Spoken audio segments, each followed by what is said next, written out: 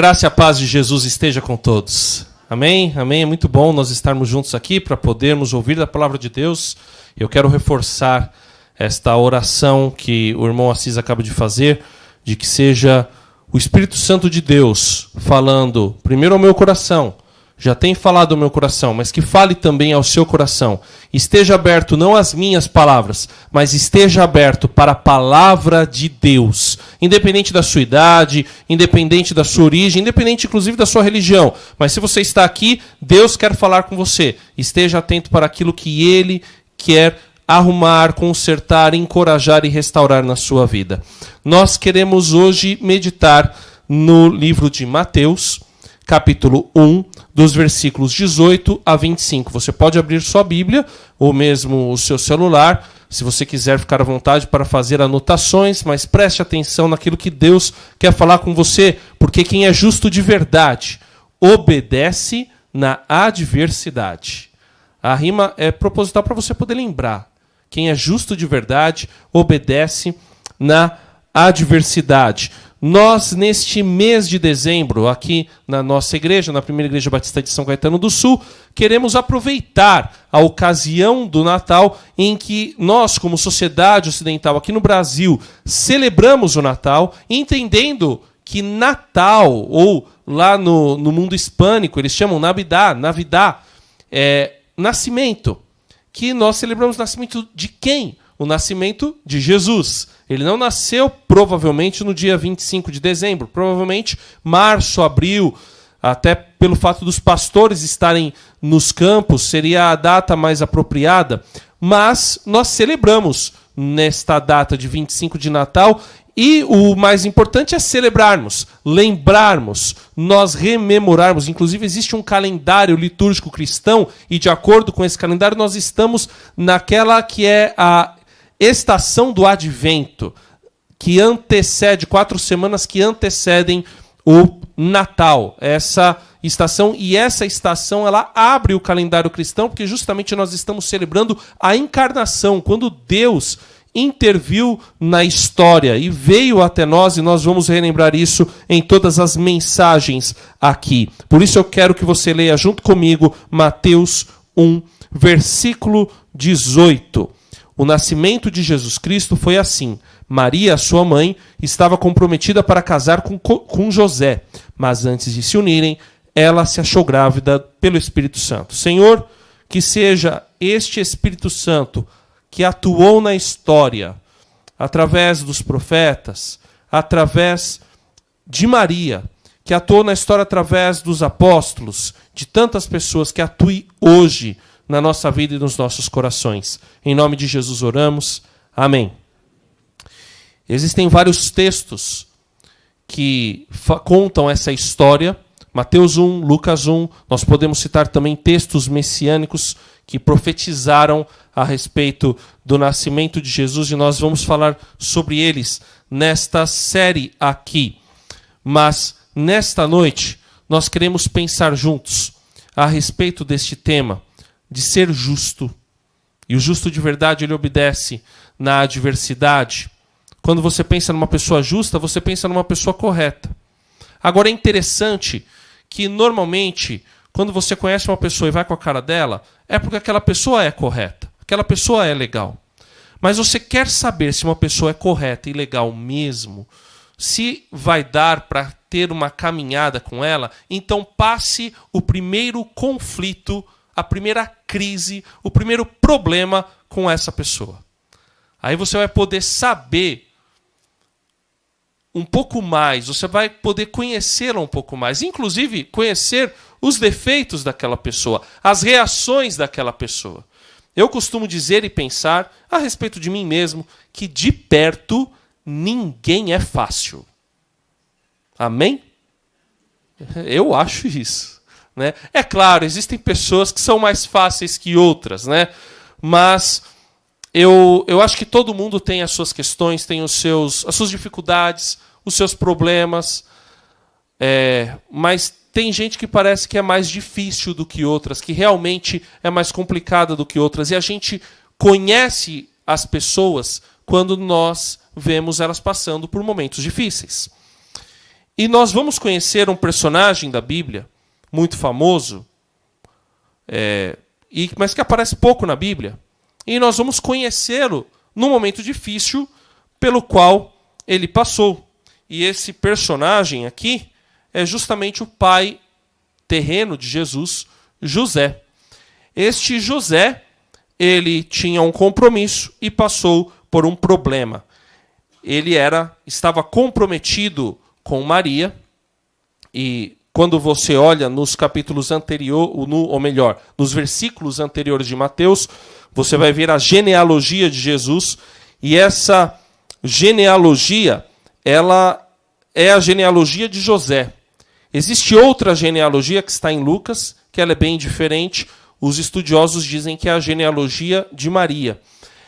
Mas na genealogia de José, a gente vê que ele é descendente do rei Davi.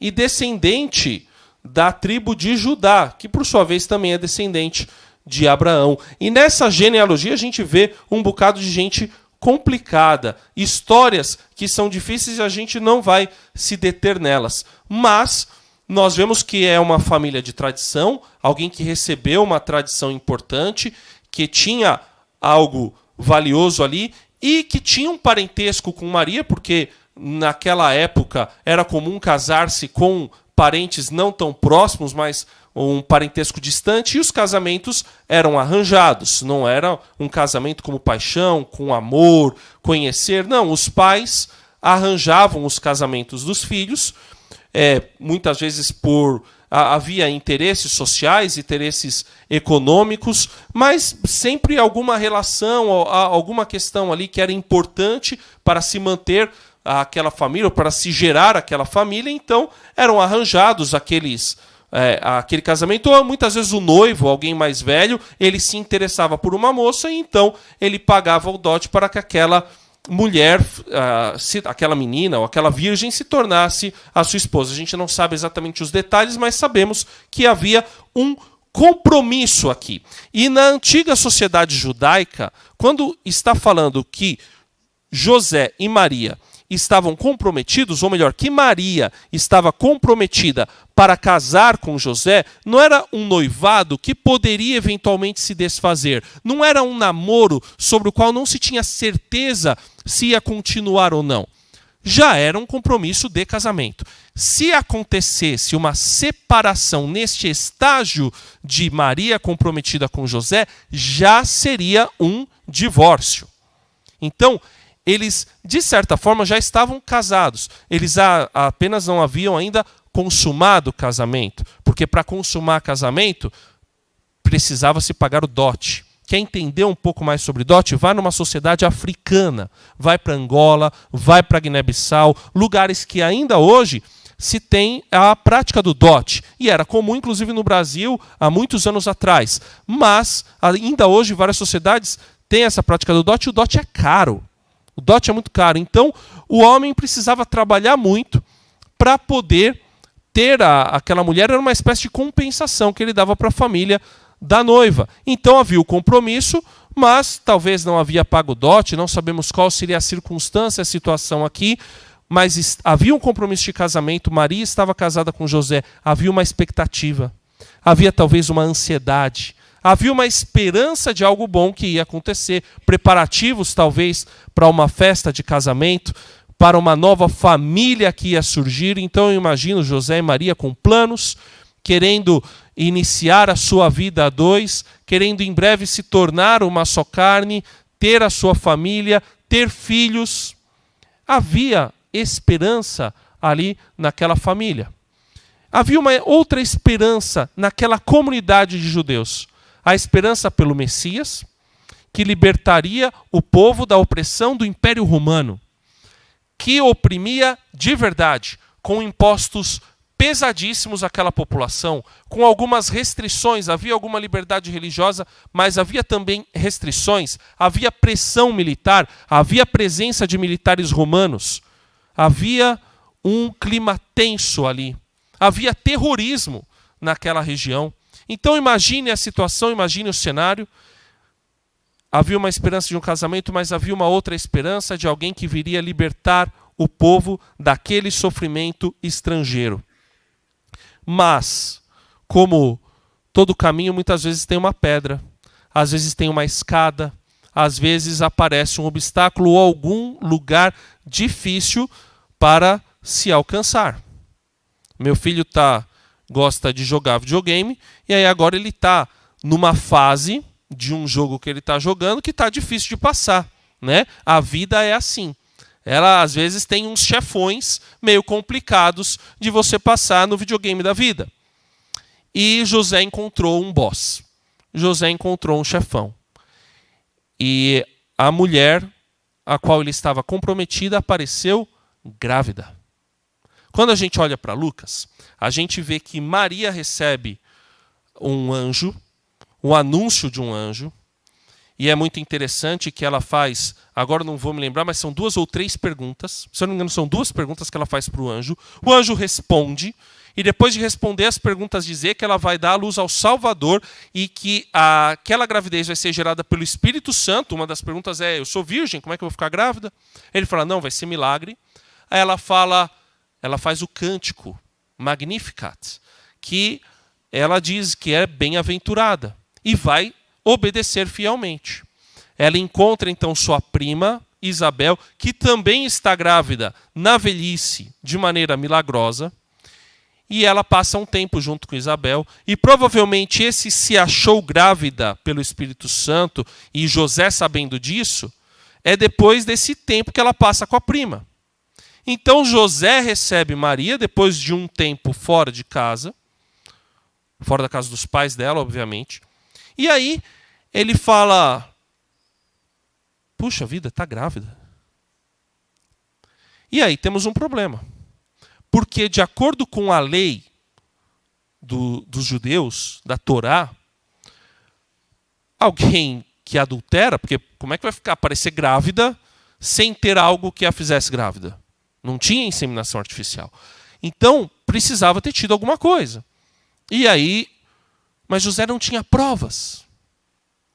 O que José poderia fazer?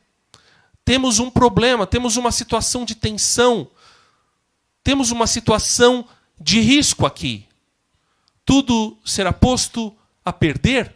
Um casamento vai se desfazer? O que é que vai acontecer? E aqui, olhando a narrativa do Evangelho de Mateus, a gente não sabe ainda essa achar-se grávida do Espírito Santo. O que é isso? É interessante que o anúncio aqui não é para Maria. O anúncio no Evangelho de Mateus é para José.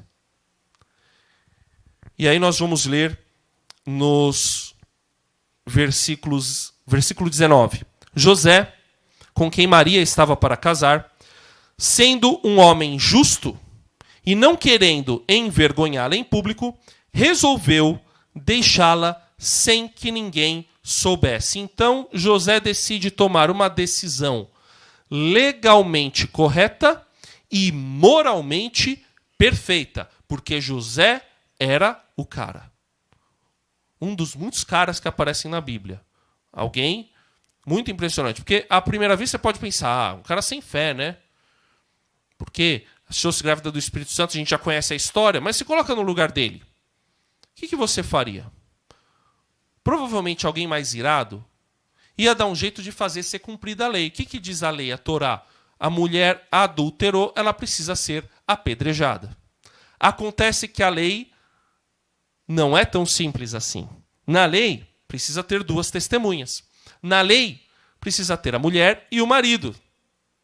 É por isso que Jesus confronta, lembra o episódio lá em João 8, que Jesus confronta a mulher, ou melhor, aqueles que estavam acusando a mulher pecadora e queriam apedrejá-la. Ele, na verdade, de certa forma que ele estava perguntando, cadê o marido? Cadê o homem que adulterou com essa mulher? Aquele que apresentar as provas, que atire a primeira pedra. Então José não tinha provas. Ela achou-se grávida do Espírito Santo. Tá bom, ela apareceu grávida aqui. Cadê o homem que a engravidou? Talvez ele tivesse feito uma pesquisa. Onde é que está o pano com sangue que poderia provar o adultério? José não tinha meios de provar que havia tido um adultério, mas ele tinha uma mulher grávida, a qual estava comprometida a se casar com ele. Como é que ele ia receber uma adúltera, uma potencial adúltera, na sua casa? Ele era um homem justo, ele não poderia recebê-la. Agora, como ele poderia desfazer aquilo sem cometer uma outra injustiça, que era acusá-la sem provas e fazê-la ser apedrejada? Talvez pela sua influência ele conseguisse isso, mas ele estaria descumprindo a lei. O que o texto quer dizer é que José é tão justo, mas tão justo, que ele não acusaria aquela mulher sem provas, portanto, ele ia se separar discretamente, cumprir a lei, inclusive com o prejuízo que ele poderia ter para se divorciar, mas de maneira secreta, para não envergonhar Maria e não fazer com que ela fosse apedrejada. Então ele fala, vou arranjar uma solução pacífica aqui. Termino este casamento, cumpro a lei e me mantenho santo, procuro outra mulher, porque ele poderia fazer isso, uma outra virgem, e essa aqui vai criar a criança, mas na discrição, com os pais dela, e assim não corremos risco nem eu e nem ela. Então ele toma essa decisão, legalmente correta, porque ele não poderia receber uma adúltera em sua casa, e moralmente perfeita, porque ele não iria cometer uma injustiça de acusá-la sem provas. Olha que interessante, né? O texto, quando a gente olha ele com mais detalhes, ele é muito rico, porque, pensando muito bem, a justiça perfeita é amor perfeito. Tem muita gente que quer fazer justiça, mas acaba cometendo injustiças. Tem muita gente que, querendo defender a verdade, esquece do amor. Querendo defender a verdade, na ira, comete pecado. E você pode pensar em situações assim, de pessoas que se colocam, e eu vou me colocar aqui como exemplo, porque eu muitas vezes, querendo defender aquilo que eu achava certo, aquilo que eu achava correto, e muitas vezes até tendo razão, por causa da ira, por causa da raiva, por causa da precipitação, por causa da impulsividade, pequei. E muitas vezes nós pecamos porque nós somos muito perfeitos e muito bons, porque nós somos muito corretos, porque nós estamos com a razão e a verdade está do nosso lado. E com isso nós machucamos pessoas, nós maltratamos pessoas e nós muitas vezes cometemos injustiças querendo e achando que somos justos. Eu passei em um lugar em Zurique. Eu esqueci o nome do rio que tem lá em Zurique. Mas quando você está chegando lá, eu estava a trabalho, Zurique na Suíça. E quando você chega lá em Zurique, na beira do rio tem uma placa. Naquela placa está escrito, nesta direção foi afogado Félix Mons. Félix Mons era de um grupo chamado Anabatistas, que entendiam, como nós entendemos, que as pessoas só poderiam ser batizadas quando tivessem condições de aceitarem Jesus como seu Salvador, ou seja, não podiam ser batizadas crianças, e deveriam ser batizadas com um mergulho na água. Eles eram anabatistas, aquela que era chamada Reforma Radical, evangélicos, pensando, inclusive, muito parecido com o que a nossa igreja pensa em algumas coisas. Acontece que a cidade de Zurique já havia passado pela Reforma Protestante e os reformadores ali, sem querer, por favor, criticar nenhum outro grupo, nenhum outro irmão, mas os reformadores que estavam lá continuaram batizando crianças e batizavam por aspersão. E entendiam que eles estavam no caminho correto da sua reforma. E como Félix Mons estava talvez causando alguns problemas às autoridades apoiadas pelos religiosos lá daquela região, condenaram Félix Mons à morte. E irmão afogou irmão. Porque um grupo de irmãos dizia que estava defendendo a verdade, mas se esqueceu do amor. E nós, muitas vezes, defendendo a verdade, nos esquecemos do amor. Graças a Deus que José não pensou assim. José entendeu que justiça era amor e ele queria proteger Maria. Mas Deus é muito bom. Versículo 20. Enquanto ele refletia sobre isso, eis que lhe apareceu em sonho um anjo do Senhor dizendo: José, filho de Davi, não tenha medo de receber Maria como esposa, porque o que nela foi gerado é do Espírito Santo. E aí nós temos o Salvador, anúncio da salvação. José estava refletindo sobre o que fazer. Então ele havia decidido. Talvez ele fosse tomar a decisão no dia seguinte, mas aquele assunto estava na cabeça dele. Ele estava pensando antes de agir. Ele não queria tomar uma atitude precipitada. E aí ele recebe este anúncio que havia um sobrenatural ali em toda aquela situação. Refletindo sobre aquilo, um anjo aparece para ele. Eu já falei aqui, Senhor, eu vou agir conforme aquilo que a minha racionalidade colocou. Porque numa decisão eu entendo que nós devemos agir dessa forma. A gente pensa, a gente avalia todas as possibilidades e a gente toma uma decisão. E aí eu te dou uma dica. Ore assim: Senhor, se não for para ir por este caminho, me impeça. Acho que José fez essa oração, porque aí um anjo apareceu e literalmente impediu José. E eu já falei algumas vezes, né?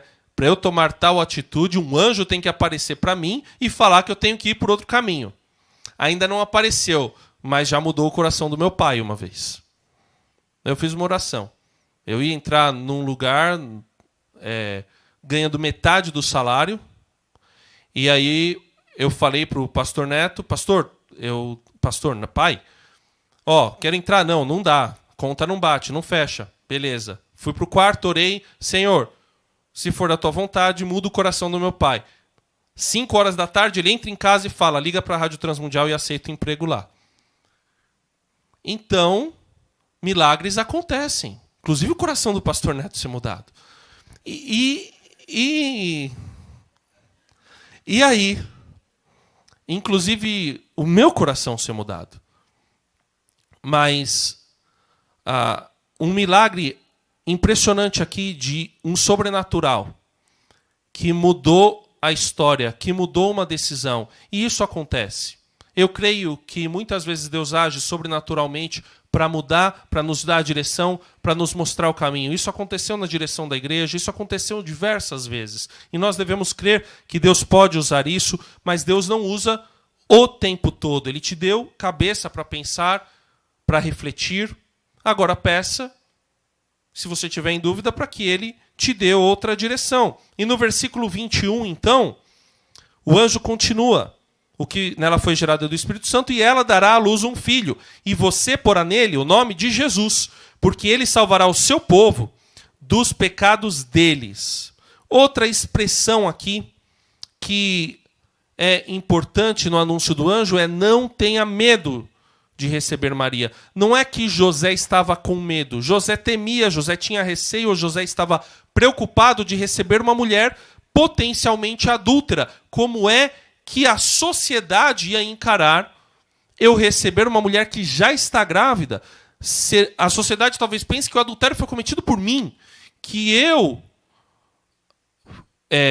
acabei consumando o casamento antes de fato ter resolvido as questões jurídicas muito importantes, principalmente naquela época, antes do casamento ser consumado. Então, ele estava preocupado com toda a situação e com como a sociedade ia ver a família dele, o início da família dele. E aí o anjo fala: tira a preocupação da sua cabeça, não tenha medo, Deus está no controle. Irmão, e quando Deus fala com você que você tem que tirar a preocupação da cabeça, quando alguém fala para você Deus está no controle, Tira a preocupação da sua cabeça. Não tenha receio de cumprir a vontade de Deus e de descansar no Senhor. Ele está no controle. Ele vai fazer acontecer e Ele vai proteger você e sua família. Continua, segue em frente. E é isso que o anjo estava falando. Segue em frente. Deus está no controle. Isso é de Deus. Essa ação é de Deus. E essa ação é para salvação. Porque o Senhor salva. Esse é o significado do nome Jesus. Jesus significa Javé, ou melhor, Deus salva. Javé é o tetragrama. A gente até falou recentemente sobre isso, né? YHWH, o nome de Deus, que em hebraico é impronunciável, porque não tem as vogais. A gente não sabe exatamente como pronunciar. Provavelmente é algo parecido com Iavé, Iabé, algo assim. Mas a gente pode tecnicamente chamar de Javé. Então o nome de Deus, o nome, como muitos judeus falam, Hashem, o nome salva. E esse nome era um nome colocado nas crianças, nos filhos, como uma esperança do Messias que viria libertar o povo de Israel, o povo judeu, da opressão do Império Romano. Era um nome comum. Havia outros Jesuses na época de Jesus. Mas aqui há um detalhe importante. O anjo fala, e Javé salva. O nome vai ser esse, Jesus, porque ele salvará o povo do Império Romano, da opressão estrangeira, dos problemas financeiros que ocorriam por conta do pagamento dos impostos, dos problemas políticos, socioeconômicos. Não. Vai salvar o povo dos pecados deles. Porque esse é o verdadeiro problema que nós temos na nossa sociedade. Os nossos pecados, o nosso afastamento de Deus, as coisas erradas que fazemos e a vida errada que muitas vezes a gente tem e que desagrada ao Senhor. Mas essa vida errada só pode ser mudada por uma ação divina, através de Jesus. E o anjo falou, o verdadeiro problema do homem vai ser sanado, José, através de você, através da sua esposa, através da família de vocês. A salvação vai entrar nesse mundo. Por isso, recebe Maria como sua esposa, porque vai dar tudo certo. Deus está no controle e na direção dessa situação. Quando a gente enfrenta problemas, quando a gente enfrenta obstáculos na nossa vida, quando nós enfrentamos caminhos difíceis, nós precisamos clamar ao Senhor e nós precisamos entender de Deus o que Deus quer fazer na nossa vida através daquele caminho difícil que Ele colocou na nossa frente.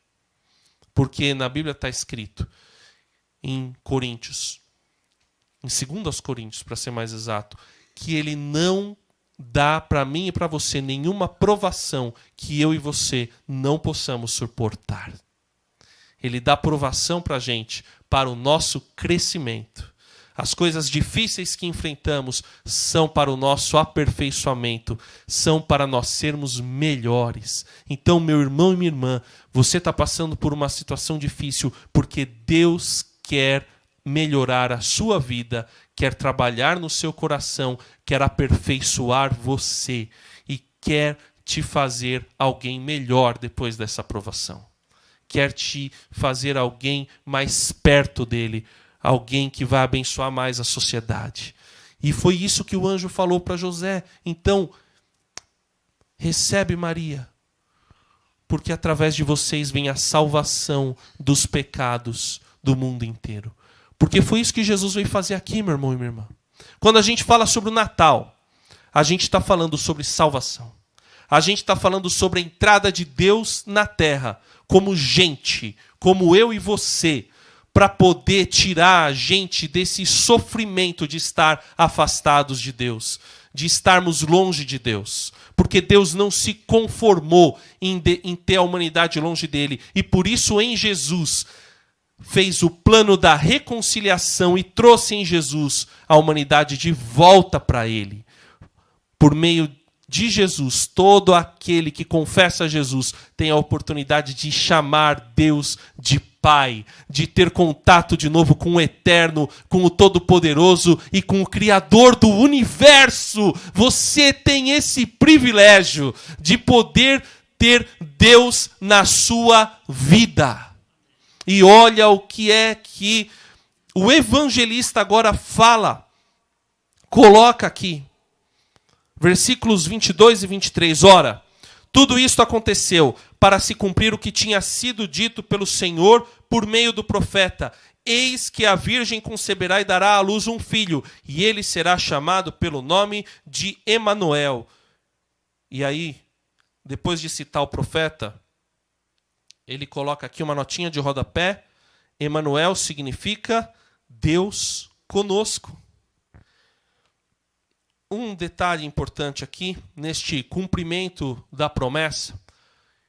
Mateus, quando você lê o Evangelho de Mateus, você vai ver algumas vezes, se você quiser sublinhar, aqui no versículo 22, para se cumprir o que tinha sido dito pelo Senhor por meio do profeta, isso é uma fórmula, é a fórmula do cumprimento de Mateus. Porque um dos propósitos do Evangelho de Mateus é mostrar que Jesus é o cumprimento das profecias messiânicas do Antigo Testamento. Porque Mateus é um evangelho direcionado primeiramente para os judeus.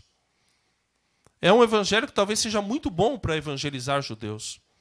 Porque ele mostra que Jesus cumpriu aquilo que havia sido colocado no Antigo Testamento. E várias vezes vai aparecer essa fórmula para se cumprir o que tinha sido pelo Senhor por meio de profeta. Então, ele cita a profecia. E a profecia aqui citada por Mateus é Isaías 7,14.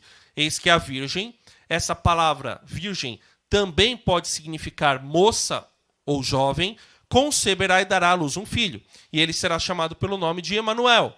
Lá em Isaías 7,14, quando a gente lê essa passagem em todo o seu contexto, ele está falando sobre uma situação que envolvia a guerra entre Israel e a Assíria. Havia uma situação de tensão naquela região e o povo de Israel estava com medo de ser invadido por uma potência estrangeira. E então vão consultar o profeta Isaías, o rei vai consultar e aí ele diz, a jovem que naquele momento queria dizer a esposa do rei, vai dar à luz um filho. E o nome vai ser Emanuel, porque Deus está com você, povo de Israel, e vai livrar vocês dos seus inimigos. Aquele era o contexto imediato. Quando você lê profecias do Antigo Testamento e até algumas do Novo Testamento, você tem que entender que o profeta, ele está vendo, é muito interessante, tem um diagrama sobre isso, ele está vendo uma montanha, ou melhor, uma cadeia de montanhas de frente, uma serra de montanhas de frente. Faz esse teste. Olha daqui de um lugar alto, na direção ali da Almirante Delamare, e você vai ver uma antena grande. Vai parecer que aquela antena está perto. Sabe que antena é aquela? É a Avenida Paulista. Está do lado, né? Parece que está do lado. Parece que ela está depois ali da ponte do Sacomã. Mas não, ela está longe. Está bem para lá. É uma ilusão de ótica. E se você tiver num dia limpo, você olhar um pouquinho mais para lá, você vai ver uma cadeia de montanhas. É a Serra da Mantiqueira. E ali tem montanhas que estão muitos quilômetros distantes umas das outras. O profeta tinha mais ou menos essa visão. Ele via os acontecimentos que o Senhor mostrava para ele como uma cadeia de montanhas. Mas ele não conseguia ver as distâncias entre as montanhas e às vezes os fatos podem se confundir. E aí você tem a dupla interpretação da profecia. A profecia servia para ser interpretada para aquele momento para Israel, mas os próprios rabinos entendiam que aquela profecia a respeito de uma virgem também estava apontando para o nascimento do Messias que viria libertar o povo dos seus pecados. Ou melhor, da sua opressão. Da opressão do povo estrangeiro, mas a opressão que o homem verdadeiramente sofre é a opressão dos seus pecados, é a opressão daquilo que afastou a gente de Deus, aquilo que a gente muitas vezes sente de pesado no nosso coração é a culpa do nosso pecado. E essa culpa é tirada por Jesus, que é o Deus conosco, que é o Emanuel, que é o Deus que está no meio de nós, estava com o povo de Israel. Por meio de Jesus, esteve há 2000 anos atrás aqui na terra, ensinou, viveu, comeu, curou, libertou pessoas da escravidão das trevas, morreu e ressuscitou e disse: eu estou com vocês todos os dias, até o fim dos tempos. Ele continua sendo o nosso Emanuel, e através do Espírito Santo, ele está aqui comigo e com você, para nos auxiliar, para nos ajudar, para nos guiar, para que sejamos luz para essa sociedade e esperança para esse nosso país. Você acha que o país está sem esperança? Está complicado? Que os dias estão difíceis? Deixa eu te falar, meu irmão, eu e você somos a resposta, porque nós temos Jesus como Senhor e Salvador da nossa vida. Ele é o nosso Emanuel, Ele é o nosso Deus conosco, Ele está aqui entre nós, Ele está na minha vida, Ele está na sua vida, e Ele está com seu colega de trabalho através de você, Ele está com seu pai e sua mãe através de você, Ele está com seu filho através de você, Ele está com seu irmão através de você, Ele está com seu tio através de você, com seu vizinho através de você, com seu chefe através de você. Ele está na sociedade através da igreja, através de mim e de você. Ele é Deus conosco até hoje, Ele continuará sendo para sempre, porque Ele vai voltar e vai reinar em paz e justiça e vai fazer novos céus e novas terras, e nós estaremos reinando junto com Ele quando veremos face a face. Por isso nós temos esperança e podemos continuar, porque a gente acompanha essa trajetória maravilhosa há 2000 anos, do Deus que entrou na história e está no meio de nós, e está comigo e com você. Por isso não tema fazer a vontade de Deus, não tema seguir o caminho difícil, não tema fazer aquilo que o Senhor falou para você fazer essa semana, não tema sofrer, não tema proclamar, não tema perseverar, porque Deus é Deus conosco, e através de Jesus, Ele já ressuscitou a mim e a você, e nós temos poder para seguir em frente. Ele é Deus conosco em todo o tempo. E aí, depois de ter essa visão, depois de receber tudo isso, depois de ver a profecia se cumprir, quando José despertou do sono, fez como o anjo do Senhor lhe havia ordenado e recebeu Maria por esposa. Porém, não teve relações com ela enquanto ela não deu à luz um filho, a quem pôs o nome de Jesus. Então, o que José fez? José obedeceu prontamente e foi cuidadoso. Cuidou e respeitou. Não recebeu Maria como esposa até que ela tivesse Jesus. É impressionante como nós podemos aprender com este homem. Primeiro, como homens. Eu quero falar primeiro aos homens, aos embaixadores do rei, aos guerreiros que estão aqui. Prestem atenção, meus irmãos. Nós estamos numa sociedade onde o papel do homem foi completamente distorcido.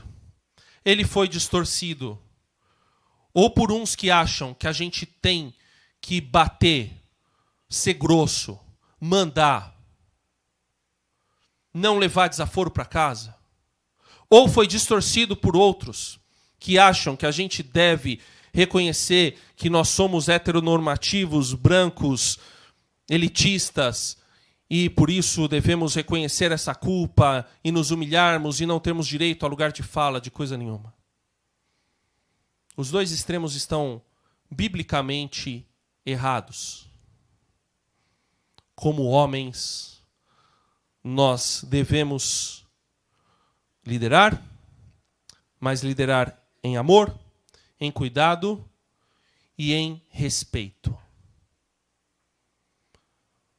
A liderança, ser o cabeça, ser o líder, ser aquele que vai, sim, dar muitas vezes a palavra final, que vai precisar muitas vezes tomar decisões difíceis, não significa que nós vamos fazer isso com violência. Nós vamos fazer isso com amor, dedicação e muitas vezes pagando como preço a nossa própria vida. Então, homens, nós precisamos obedecer a Deus e cuidar da nossa família, e cuidar das nossas esposas, dar a vida por elas, respeitá-las como cordeiras do dom da graça da vida, de forma que não sejam interrompidas as nossas orações, conforme está escrito em 1 Pedro 3,7. Nós temos este compromisso de, como José, obedecer a Deus e, em amor e em respeito, cuidar da nossa esposa, das nossas filhas. Você que é solteiro, cuidar dos seus pais, cuidar dos seus irmãos, cuidar dos seus amigos, cuidar dos seus netos, cuidar das outras pessoas. Nós temos esta responsabilidade, que não significa carta branca para a gente fazer o que a gente quer, mas sim obedecer a Deus em amor, em cuidado e em respeito. Essa é a lição que eu, como homem, tiro com José. Um homem que respeitou, um homem que obedeceu, um homem que refletiu naquilo que ele precisava fazer, que pensou, mas que recebeu uma palavra de esperança, que teve a intervenção de Deus no momento que precisava, porque quando nós precisarmos, homens, tomar decisões difíceis, nós receberemos a orientação de Deus. Não duvide disso. Você, homem, vai receber a orientação e o poder de Deus para tomar decisões difíceis. Quero falar com as mulheres. Não estou no meu lugar de fala, talvez, mas eu quero falar com vocês, como pastor. Irmãs, vocês também podem aprender com José. Porque nós, como seres humanos, também devemos agir de maneira carinhosa e amorosa com todos, com os nossos filhos, com as nossas irmãs, com os nossos pais, com os nossos maridos. Não é porque os nossos maridos têm que dar a vida pela gente que a gente também precisa arrancar o couro deles.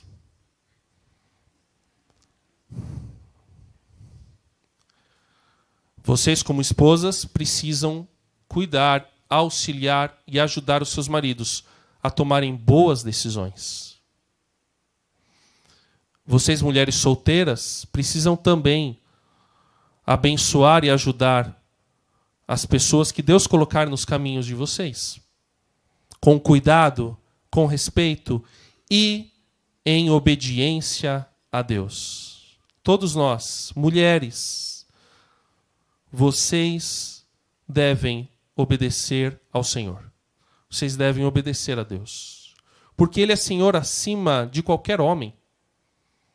Acima de qualquer homem existe um Deus que está sobre a sua vida e que direciona a sua vida e que também vai te dar poder, sabedoria e vai interferir quando necessário, milagrosa e sobrenaturalmente, para te ajudar a tomar decisões em tempos difíceis. Essa palavra vale para as mulheres, para os homens, para os idosos, para os jovens, para as crianças, para todos. Vai haver momentos difíceis na nossa vida. E nós precisaremos tomar decisões, mas nós devemos ter esperança, porque Deus nos ajudará em todas as nossas decisões. Ele nos dará discernimento e sabedoria. Por isso, uma pessoa se prova justa ao obedecer a Deus nas situações mais difíceis e adversas. Você quer ser justo? Então, quando a dificuldade vir, obedeça a Deus. Quando o problema vir, obedeça a Deus. Faça aquilo que a palavra de Deus diz e confie, porque se você obedecer a Deus, Ele vai abençoar você. Fica tranquilo, irmã. Fica tranquilo, irmão. Obedeça a Deus, porque Ele está do seu lado para te proteger. Ele vai conduzir você no caminho difícil. Ele vai te carregar no colo. Ele vai fazer o propósito de Deus ser cumprido na sua vida. Eu vou pedir que o grupo de louvor venha à frente, para que nós possamos orar e louvar ao Senhor. Abaixe a sua cabeça e coloque o seu pensamento em Deus. Qual é o momento que você está vivendo hoje? Reflita sobre ele. Qual é a situação adversa que você está vivendo? E qual é o ponto da sua vida em que você precisa obedecer a Deus? Senhor, cada um que está aqui está colocando no Senhor a vida e o coração. Cada um que está aqui está com alguma situações diferentes, mas onde há uma necessidade de demonstrar a obediência ao Senhor, Pai. Com o Teu Espírito Santo agora acalma o nosso coração, Pai. Nos guia, nos direciona e nos mostra, Pai, o caminho a seguir. Confirma ou muda e nos ajuda na nossa fraqueza, limitação e dificuldade, porque nós somos dependentes do Senhor, Pai, e queremos ser achados justos ao obedecer ao Senhor nas situações difíceis, Pai, para que a Tua salvação venha, para que o Senhor venha, para que o Senhor abençoe não apenas a nossa vida, mas a vida daqueles que estão ao nosso redor, e assim o Senhor seja glorificado. Em nome de Jesus oramos. Amém.